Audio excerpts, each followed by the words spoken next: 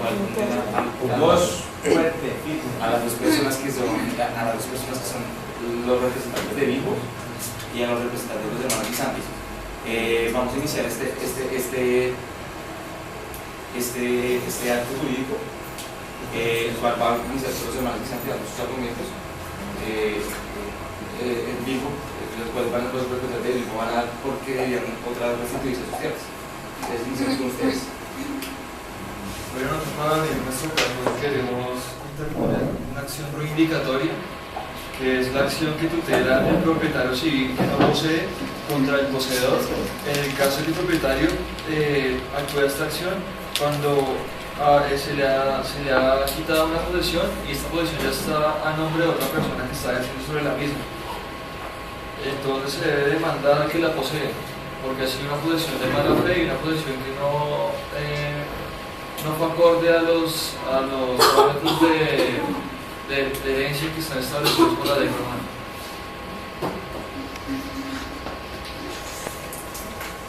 Bueno, exigimos que se interponga un interdicto clandestina posesión, pues los bienes se han despojado gracias a la ausencia y la falta de conocimiento y de consentimiento de Bilbo, aprovechándose de su ausencia y pues eso. Por otro lado, el vendedor de los objetos y los inmuebles de Bilbo no era el dueño, así que la iuris exceptio es anulada por el dominios, porque el vendedor no era el legítimo dueño de los inmuebles de Bilbo. En cuarto lugar, digamos que el jus por limium, en el caso de Bilbo, aplica desde el momento en que él se hizo presidente y no desde el momento en que él regresó a Roma. Por lo tanto, la extinción de derechos que había en los hermanos guisantes es inválida. Un momento, porque es que no se pueden adelantar las pretensiones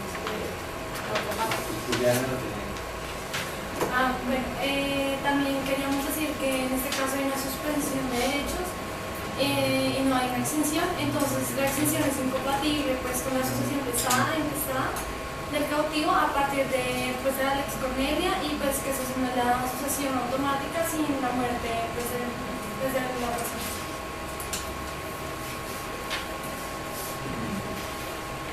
Ahora bien, para pasamos a la Para los profesores públicos, pues nosotros quisiéramos comenzar diciendo que primero, nosotros no actuamos de mala fe, sino que actuamos de buena fe porque Bilbo desapareció por un año.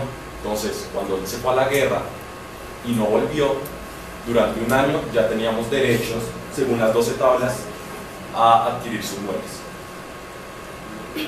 Cuando Bilbo regresó, no presentó ninguna intención de volver a poseer los bienes, sino años después. Entonces, con el hecho de que Bilbo no haya tenido la intención de volver a poseer los bienes, ya pierde la posesión. Entonces, en este sentido, los cambios sí es totalmente válido. Y recordemos que estamos en la Roma antigua, entonces todavía aplica la ley de las 12 tablas, que es para bienes inmuebles 2 años, para bienes muebles 1 año. Y Bilbo volvió años después.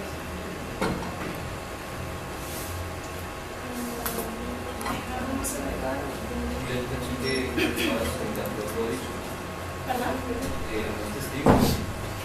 No, quería agregar otra cosa y es que tampoco hubo intención de en el momento en el que Bilbo se declaró muerto, al no volver de la guerra, no hubo aparición de herederos y tampoco, o si los existía, tampoco hubo intención de tomar los bienes en posesión. Entonces es totalmente válida los cambios. ¿Podrían argumentar y sustentar un poco mejor de la buena fe? Pues sabiendo que los romanos, pues él no estaba y estaban haciendo uso, pues estaba el derecho de usos, ya que la persona no estaba, estábamos actuando de buena fe y al ver que la persona no apareció durante varios años, desapareció, pues lo vieron desaparecido por guerra y apareció no durante un año, sino él estaba en la ciudad, no como Bilbo, durante varios años y después si aparece, nosotros estamos haciendo uso de la buena fe con sus bienes. Quiero agregar otra cosa y es que el acto de la buena fe implica que no hay no había lesión en el derecho ajeno, porque Bilbo no estaba. Y obviamente los hermanos guisantes sabían que no eran propietarios, pero o sea, con los Capión podían llegar a ser propietarios y ellos tenían la intención de ser propietarios y además tenían en físico las propiedades. ¿No quieren que se acepten algo religioso? Pues también, aparte de eso, había rebaños, los cuales pues nosotros mezclamos con nuestras ovejas y la parte que le pertenecía a él, los bienes, no me acuerdo de ese nombre, pero eran los animales, ya se habían muerto cuando él volvió, porque nosotros los mezclamos con nuestras ovejas y al mezclarlos los animales de ellos desaparecieron, pues quedaron los de nosotros. Aparte, una parte de los bienes de él se usaron para construir un templo, que es un bien para la sociedad, la comunidad romana. Quiero agregar otra cosa, y es que Por favor, pueden aclarar sus pretensiones. nosotros queremos conservar los bienes, o sea, no queremos defender los bienes de los hermanos guisantes, los que quieren quitarnos los bienes. Y queremos aclarar también que el usufructo de todos los bienes que usamos son de los hermanos guisantes, porque dije esto 7.1.7 dice: legado del usufructo corresponde al usufructuario. Los frutos de las cosas se pueden legar el usufructo sobre las cosas muebles o sobre las cosas muebles. Entonces, el fruto de estas cosas que se produjeron mientras la administración de los hermanos guisantes son totalmente listos. Bueno, ¿cuáles son tus pretensiones? A los presentes, a los usuarios, les pido que se me van a practicar la cosa que no estoy equivocado. Como te lo he dicho, Bilbo no tenía las pretensiones, pero de qué manera Bilbo iba a tener las pretensiones si estaba en la guerra, era un servicio hacia Roma. Entonces Bilbo si no tiene herederos, si no tiene, no está presente en Roma, ¿de qué manera tiene la voluntad o las pretensiones para exigir sus bienes? La ley debe conservarlos mientras el servicio de guerra termina y pueda volver a conseguir sus bienes. Por eso se hizo la aclaración que nosotros. Además, a Bilbo ya se le ha aplicado la figura del ius post limine, por lo tanto puede recurrir a la recuperación de sus bienes. Por eso es que estamos excediendo del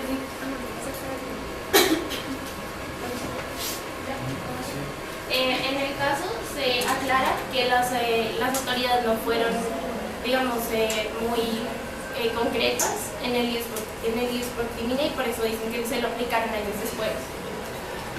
Y por eso, y con respecto a lo tuyo, por eso se hizo la aclaración de que tampoco había herederos que tuvieran la intención de poseer las propiedades. Y un poco también aclarando eso es que, o sea, contradiciendo a él, dicen que él no tenía las pretensiones cuando él llegó y le tenía que guardar los bienes durante la guerra. Pero él apareció en la ciudad no como tal, como Bilbo, sino duró años, pues, siendo como una persona, digamos, invisible, como lo decía el texto. Y ahí sí, después, varios años después, intentó reclamar los bienes, y es lo que ella dice que no tenía las pretensiones porque ya había llegado a la ciudad en el momento y no lo reclamó en ese mismo momento cuando llegó, sino años después, ahí sí quería reclamarlo y le dieron las pretensiones años después, no en el momento que llegó. Entonces, un poco aclarando eso. Les pueden preguntar del público, ¿no? El público supone que son expertos. Sí, entonces, continuando con la Se asustaron. Y propósito era asustar. Esa falta de interés al reclamar, para reclamar los bienes en el momento en el que llegó, como el hecho de que se haya esperado todo ese tiempo para reclamar los bienes y reclamar como sus derechos sobre sus bienes, puede verse como una falta de interés sobre poseer sus bienes.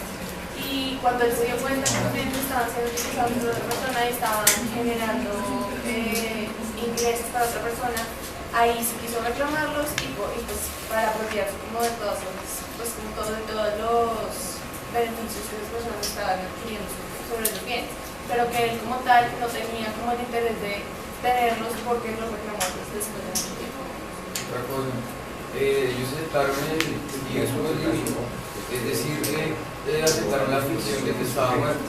Es sea, legalmente estuvo muerto del tiempo que nos apropiamos de los muebles y los inmuebles que sacamos de oro. Nosotros pretendíamos totalmente que estaba muerto y adquirimos los bienes por medio de la usurpación, de restricción adquisitiva. Y además pasó más de un año después de que se lo declararon por muerto, entonces por lo tanto nosotros alegamos las leyes de las 12 tablas, donde tenemos toda la libertad de quedarnos con el bienes por usurpación. Otra cosa que quería aclarar es que las cosas que fueron vendidas, si no fueran de nosotros, como estábamos en el proceso de usurpación, las cosas vendidas al comprador también empieza a contar el tiempo en el que tuvimos en nuestra posesión los bienes y el tiempo en el que tuvieron ellos las posesiones, por lo tanto es totalmente legítima la venta.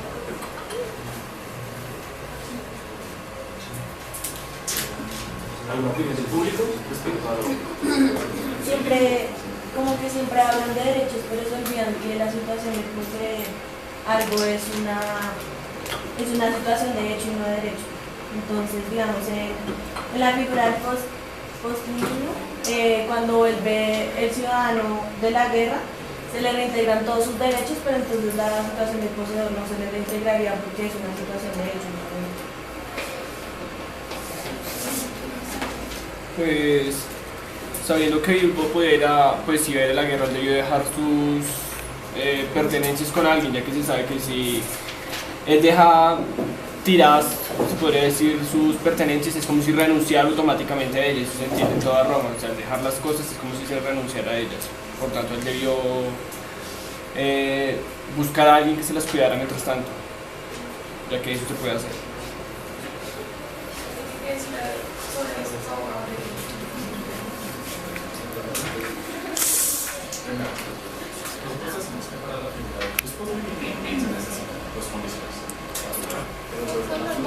Más duro, por favor.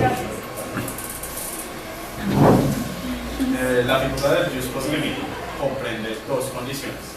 La primera es el retorno corpóreo y la segunda es el animus remanente y el rede ad hostimus. ¿Eso qué quiere decir? Primero, el retorno corpóreo es el retorno en cuerpo. El segundo es el ánimo de quedarse en Roma y la voluntad del retorno a Roma. Decimos que la figura del jus post limitum tiene efectos retroactivos. Por lo tanto, la misma figura del poseedor se aplicaría a todo el negocio que haya surtido efecto anteriormente al momento que se le aplica la figura del jus post limitum al siglo I.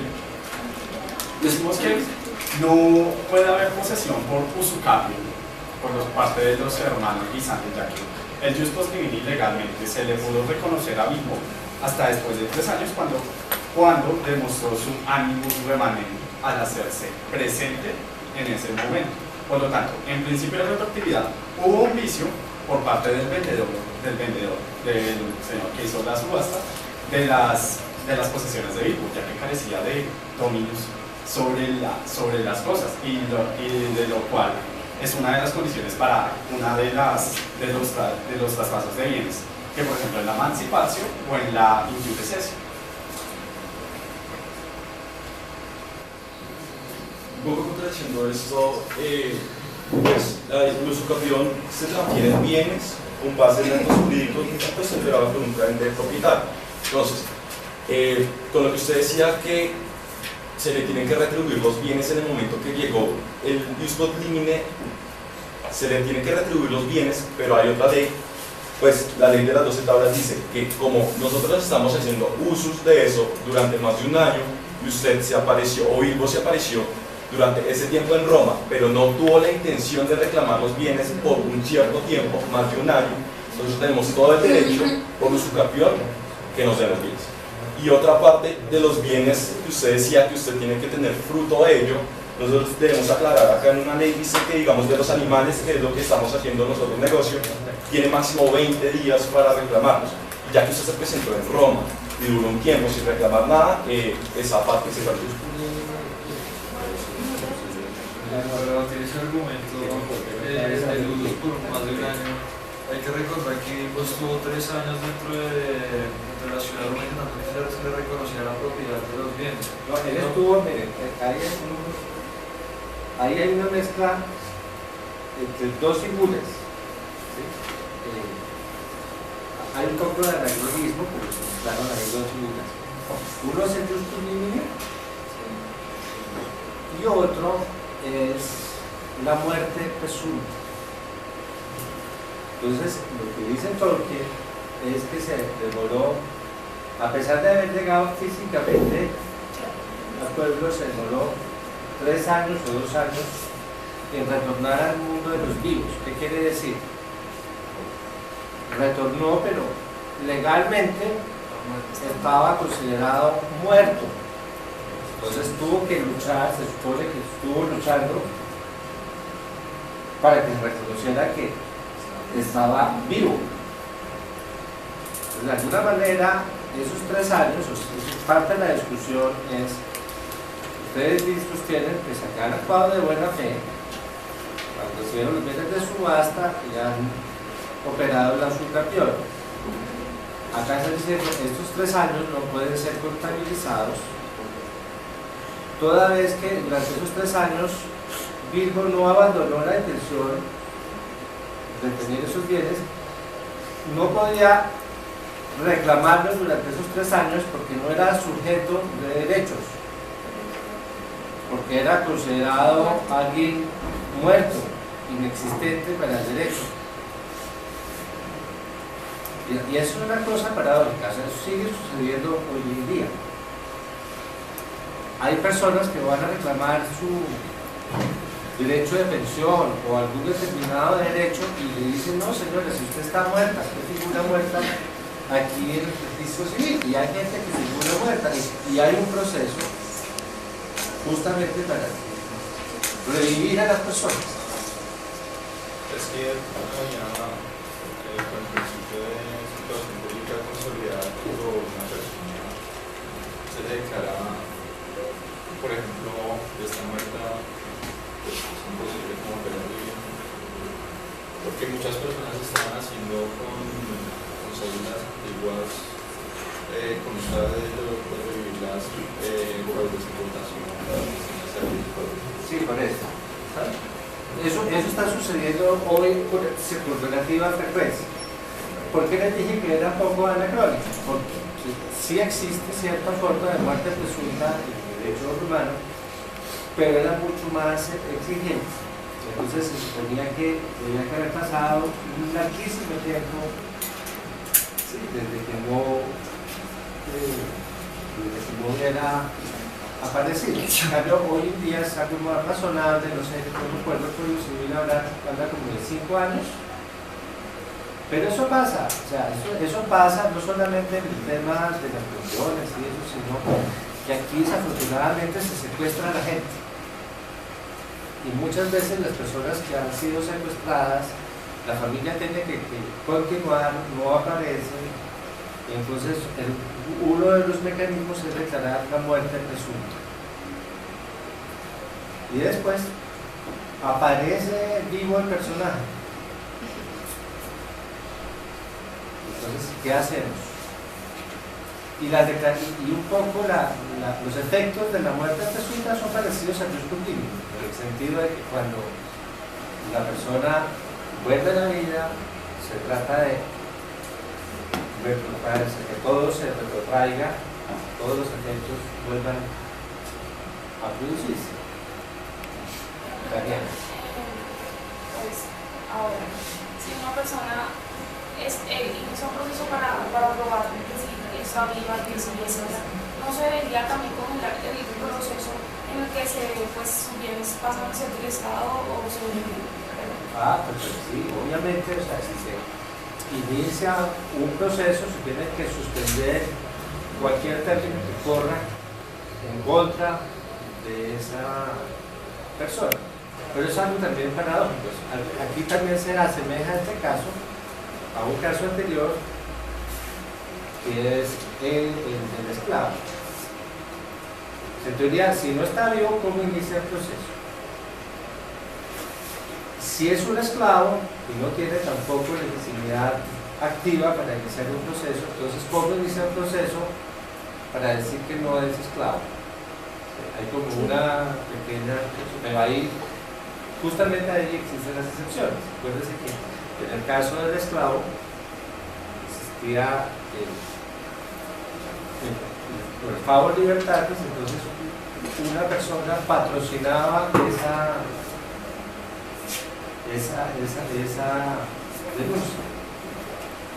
¿Sí? Acá el muerto tiene que poner la denuncia diciendo, están dando como muerto y estoy vivo. Si el proceso ya está terminado, por ejemplo, la venta de un inmueble, pues ahora en la actualidad se cumple como en los romanos, o sea, había una ley retroactiva de lo que ya está terminado, o sea, lo que ya se vendió, por ejemplo. ¿Pero qué pasa? No, pero ustedes tienen que seguir con su rol, o sea, su medicina está, ¿sí? Pero, de alguna manera, si no hubiera aparecido Bilbo, pues todo aparecería que estuviera bien. Había un título, incluso era por el mismo título que hubieran adquirido el dominio de esos bienes.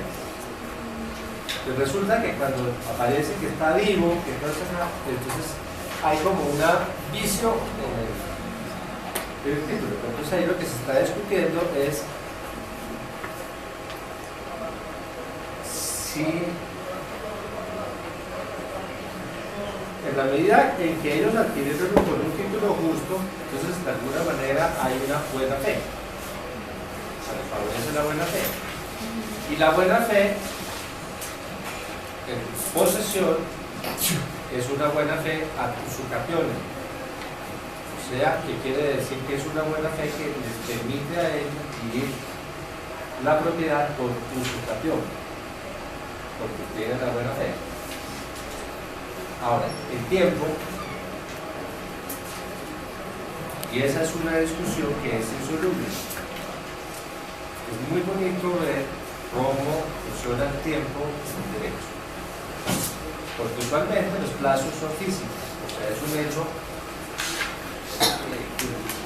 El tiempo pasa, entonces será, o sea, que usted puede suspender el tiempo que está transcurriendo en favor del otro. El derecho puede llegar a la ficción de decir el tiempo no está pasando para esto.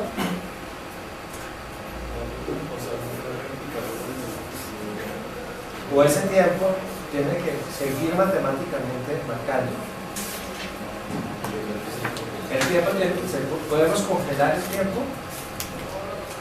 Pero es que no se puede congelar los procesos que se están llevando a cabo. Sí, pero es que acuérdense que la posesión es, aquí en Colombia es un derecho real, pero en Roma es fundamentalmente un hecho jurídico, un hecho. Entonces tienen buena fe y están ejerciendo un dominio y lo están ejerciendo continuamente en el tiempo. Y cuando tienen el animus domini, el ánimo de ser señores y dueños, tienen la tenencia de la cosa y le sumamos el tiempo, ¿qué opera? Opera la usurpación, y eso es algo físico. Y la posesión es una relación que se tiene de hecho con los bienes. Y sumamos tiempo, ánimos y cuerpo y se vuelve propiedad. Y acá tenemos un debate donde el señor tiene que gastarse un tiempo para demostrar que está vivo.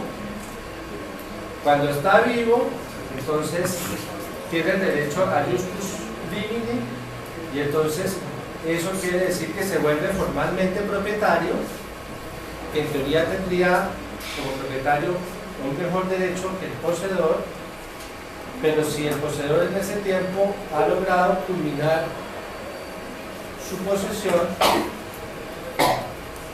entonces ya es una posesión que les da derecho a ser propietarios. ¿Y cómo enfrentamos ese conflicto? Es parte del problema.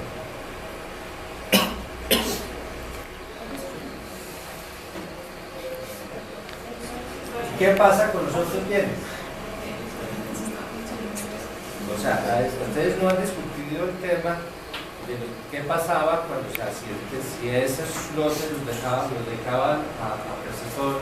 ¿Qué pasa con las personas que compraron el lote para que los enterraran? Y ya los enterraron. Y ese metro por metro, ¿qué tipo de bien es? ¿Está en el comercio? ¿No está en el comercio?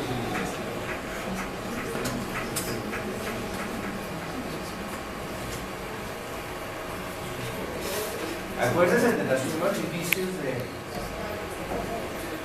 gallo. O las cosas están en nuestro patrimonio o están fuera de él.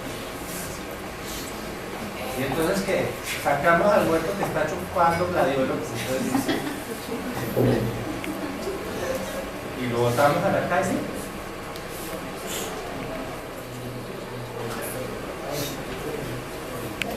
¿Qué hacemos?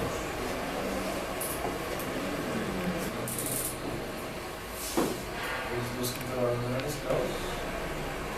Algunos, es que miren, eso es muy bonito, porque la muerte iguala. Y entonces casi que de los únicos actos jurídicos que tenían cierta relevancia y validez del derecho que podían realizar los esclavos era el disponer para su propia muerte. Los romanos se inventaron mucho antes que los genios financieros del siglo XX y XXI, lo que nosotros llamaríamos las tarjetas prepago, ese tipo de cosas, o sea, los productos prepago. Porque, y de hecho, las primeras sociedades como tales son las sociedades funeraticias. Las primeras personas jurídicas privadas en la historia son, en Roma, son las sociedades funeraticias, que es como si tuviéramos los Olivos o Funeraria Gaviria, pero en forma cooperativa, con una propiedad comunal, donde las personas hacían sus aportes durante toda su vida. O sea, los esclavos cogían sus... Y las personas libres, esclavos y personas libres, hacían aportes durante toda la vida, y eso les daba derecho a un columbario. O sea, columbus, ¿saben qué es en latín? Aló. Y columbario son como los... ¿lo han visto que hay unas casitas? Sí, y las palomas tienen como unas cajitas donde y entonces ustedes ven que en estas plazas funerarias hay como unos nichos chiquitos donde los colocan, unos osarios. Y entonces esos esclavos y personas libres ahorraban durante toda la vida, organizaban fiestas en relación a Persefone o alguna diosa, porque eran también asociaciones que tenían un cariz también religioso, bazares, y alrededor de eso lograban asegurar ese lote o ese espacio para que ahí descansaran sus restos mortales. Y esto pasó acá. Y después, o sea, se suponía que no era de nadie porque él no estaba en ese momento. Entonces nosotros hicimos usos por buena fe. Pero después se convirtió en una cosa fuera del comercio, ya que una cosa está fuera del comercio porque así afectada por un servicio de interés general. Y es, pues, acá dice, es incompatible con un derecho de exclusión particular. Si las cosas fuera del comercio también no podían ser propiedad privada porque se convirtió en una cosa de culto religioso, no podía ser objeto de derecho privado. Entonces, ya que se convirtió el terreno de la otra persona en un culto religioso, se saldría del comercio, ya que está siendo un bien de interés general y no podría devolverlo, no podía volver a Exacto.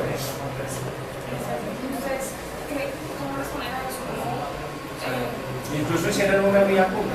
Sí, exacto. Entonces, como él dice,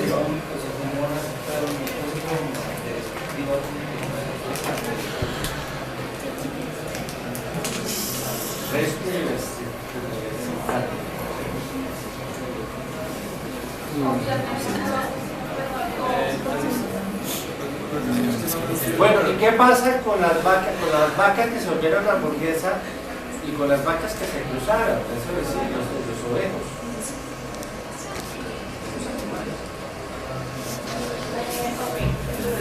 Hablar de los animales. Entonces, de los animales, se sabe que tenemos 20 días, pues que él tiene 20 días para reclamarlos. Entonces, lo primero es que pues ese término de tiempo ya se venció. Lo segundo es que los animales que él tenía antes de haber seguido ya no están. Porque pasó un montón de tiempo y ya se quedaron buenos de nosotros y pues ya los que no, ya se murieron. Entonces ahora tenemos nuevos animales que nunca tuvieron ningún vínculo con él, que pues, son animales que nosotros teníamos y que trajimos a estas tierras, porque los de él, pues primero ya venció el plazo de 20 días para que lo reclamara y segundo, pues ya venía todo el tiempo. Igual estaba muerto ante el derecho, entonces como estaba muerto ante el derecho, pues no tenía una legitimidad activa de ellos, y al no tener legitimidad sobre los animalitos, por decirlo así, nosotros hicimos uso de los animales, pues se convirtieron ya en hamburguesa, y al convertirse en hamburguesa pues no son de nadie, y nosotros mezclamos los animales de nosotros, lo cual ya procreó, y pues ya serían de nosotros, porque las crías ya no tienen nada que ver con ello. Otra cosa que queríamos aclarar es que como bien lo dijo Manuel, nosotros actuamos de buena fe en el principio y hubo un vicio durante el proceso de usucapión, pero existe una figura que aclara que el proceso de usucapión se puede iniciar en buena fe, pero el vicio si se inicia en buena fe, no va a afectar el proceso de usucapión. Yo considero que los perros deben tener y es que hay una figura que es la posesión retiro solo ánimo. En tal caso, el señor Bilbo, aunque se encontraba en la imposibilidad, primero, por estar en la guerra, no podía tener obviamente posesión material sobre sus clientes, pero en ese caso tenía el ánimo de poseer. Segundo, durante los 3 años que estuvo acá y que estuvo luchando porque se le reconociera su retorno corpóreo y su ánimo remanente, también ha demostrado mediante ese proceso la intención de poseer la cosa. Tercero, estamos viendo que el Jus Post Limini tiene efectos retroactivos. Lo que ellos dicen es que si eso era cosa de nadie en este momento que está operando con derechos retroactivos, el Jus Post Limini significa que tenía duelo. Cuarto, ellos no están teniendo en cuenta la figura de especificación, según la cual todo lo que toda materia prima que se transforme necesariamente tiene que pertenecer al dueño de la materia prima, pero en este caso, como ellos dicen, que han actuado de buena fe, los bienes, los frutos que no hayan sido consumidos. Ahora, no es propiamente, la justificación es curiosa. Cojo una materia prima y la apunto a otra. Una oveja, entonces pesan las ovejas, ¿sí? La oveja, no, pero la oveja está produciendo, pero con el vino formo, con las uvas, ¿qué se forma? Vino, ¿sí? Se especifican. O sea, hay una materia prima y hay un producto final. Y entonces, la especificación, o sea, se puede usar bien en defensa de este interés en el sentido de decir, usted, o sea, su producto final ha sido hecho por una materia prima que te pertenecía. Pero en relación a quién se queda con el producto de la especificación, los romanos desarrollaron diferentes reglas, y es un tema muy bonito. Más que los romanos también tienen un toque bizantino, pero ahí están esas reglas. Se preguntan los romanos, ¿es la materia prima de mayor valor que el bien especificado? Si la materia prima es de mayor valor que el bien especificado, entonces el bien especificado pasa a la titularidad del dueño de la materia prima. Si el bien especificado es de mayor valor que la materia prima, la titularidad permanece en el especificador del otro. Pero también se pregunta, ¿Actuó de buena fe o de mala fe el especificador? Si el especificador actuó de buena fe, entonces el especificador simplemente tiene la obligación, para no incurrir en un enriquecimiento sin causa, de devolverle el valor de la materia prima. Si el especificador actuó de mala fe, sabía que las uvas no eran o tenía serias dudas de que no eran de él o podría no ser de él, entonces a título de excepción tiene que, no solamente basta que le reconozcan el valor de la materia prima, sino que tiene que entrar para acá. Entonces un poco su idea es, usted hizo hamburguesas porque antes de hacer las hamburguesas hizo ovejas y hizo vacas, y para que pueda hacer vacas tuvo que unir mi ganado con el suyo, y al unir mi ganado con el suyo pues han surgido los terneros, los frutos, los terneros. Entonces esos terneros, yo tengo algún derecho sobre esos terneros, pero la pregunta es si realmente es la especificación la figura, o hay otra figura romana que recoge ese mismo principio y que se aplica de una manera más exacta a este caso.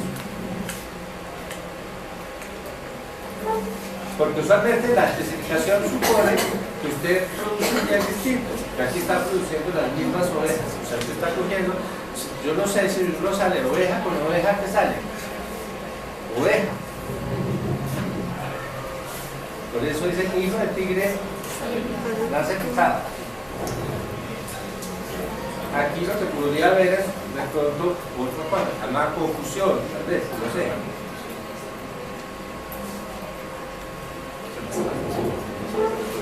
Se convirtió.